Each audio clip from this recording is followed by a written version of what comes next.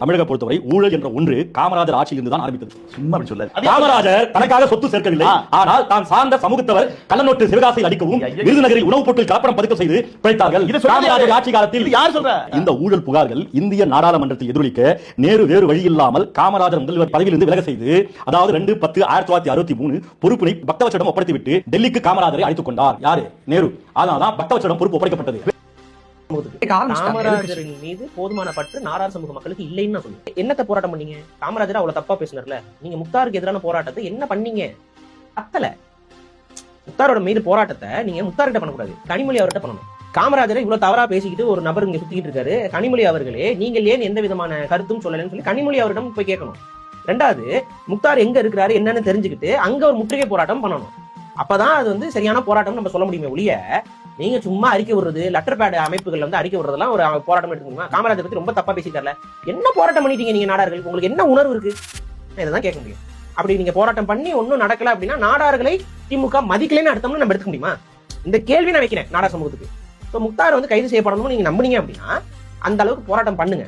போராட்டத்தை நீங்க ஒழுங்கா பண்ணாம திமுக அரசை குறை சொல்லாதீங்க. திமுக கரெக்டா தான் நடக்குது, நீங்க போராட்டத்தை ஒழுங்கா பண்ணலைங்கிறது தான் பொருள். இதுதான் நான் சொல்ல முடியும். காமராஜர் இவ்வளவு இழிவா பேசுறவங்களுக்கு திமுக பாதுகாப்பு கொடுக்குது. இப்ப காமராஜரை விமர்சிச்சார் முக்தார்னா பிரச்சனை இல்ல, விமர்சனம் எல்லாரும் மேலே வைக்கலாம். முக்தார் செஞ்சது விமர்சனமா? முக்தார் என்னென்ன பேசுறாரு நீங்க எடுத்து பாத்தீங்கன்னா அவர் செய்தது விமர்சனம் இல்ல, பழிச்சொல், இல்லாத பொல்லாத வதந்திகளை வந்து பேசுறது. வந்து வாய்ப்புசாம காமராஜர் காலகட்டத்தை கள்ள நோட்டு அடிச்சாங்கலாம் பேசிட்டு இருந்தா என்னடா ஆதாரம் இருக்கு உனக்கு? இந்த கேள்வி வரணும்ல. சும்மா வந்து எவனோ ஒருத்தர் எங்கேயோ கிளப்பி விட்ட கட்டுக்கதைகள் எல்லாம் எடுத்து பேசி, ஒரு கட்டுக்கதை யாருக்கு யாரும் சொல்லலாம்ல. அப்ப கட்டுக்கதைகளை பேசும்போது ஒரு மிஸ்இன்ஃபர்மேஷன் ஸ்ப்ரெட் பண்றாரு ஊடகம்ங்கிற போர்வையில இருந்து.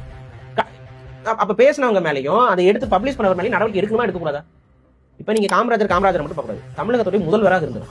தமிழகத்துடைய முதல்வராக இருந்த இவரை இவ்வளவு தரம் தாழ்ந்து இன்னைக்கு திமுக கட்சியில பேசுறாங்க அப்படின்னா அது காங்கிரஸ் தலைவராக இருந்தவர், அவரை பேச முடியும் அப்படின்னா இப்ப ஒரே ஒரு கேள்வி, நாளைக்கு ஸ்டாலின் அவர்கள் சப்போஸ் பதவியை விட்டு விலகிவிட்டார், அடுத்த ஆட்சியில ஸ்டாலின் அவர்கள் எவ்வளவு கேவலமானாலும் பேசலாமா?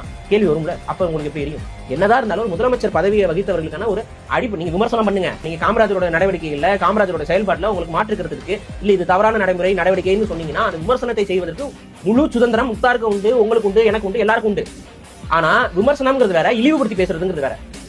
காமராஜருடைய தனிப்பட்ட வாழ்க்கை முறை இதெல்லாத்தையும் வந்து கேள்வி பண்றது, அதாவது அது உண்மையாக இருந்தா பரவாயில்ல, பொய்ய வந்து உண்மை மாதிரி உட்காந்து பேசி அவதூறு பரப்புறது இருக்குல்ல, மிஸ்இன்ஃபர்மேஷன் ஸ்ப்ரெட் பண்றது சட்டப்படி குற்றங்க. அதுக்கு என்ன நடவடிக்கை எடுத்தீங்க நீங்க? ஒரு தலைபட்சமா உங்களுக்கு ஆகாதவர்கள் மட்டும் நடவடிக்கை எடுக்கும்போது மக்கள் பார்த்து கொண்டு இருக்கிறார்கள். அவங்க வந்து உங்களுக்கு முடிவுரை எழுதி விட்டுவார்கள். அதனால மக்களுக்கு உண்மையாக இருக்கணும் அப்படின்னா உங்க தராசை வந்து ஒரு பக்கம் மட்டும் சாட்சி வைக்காம கொஞ்சம் சமமா வச்சு பாருங்கிறத நம்ம சொல்றோம்.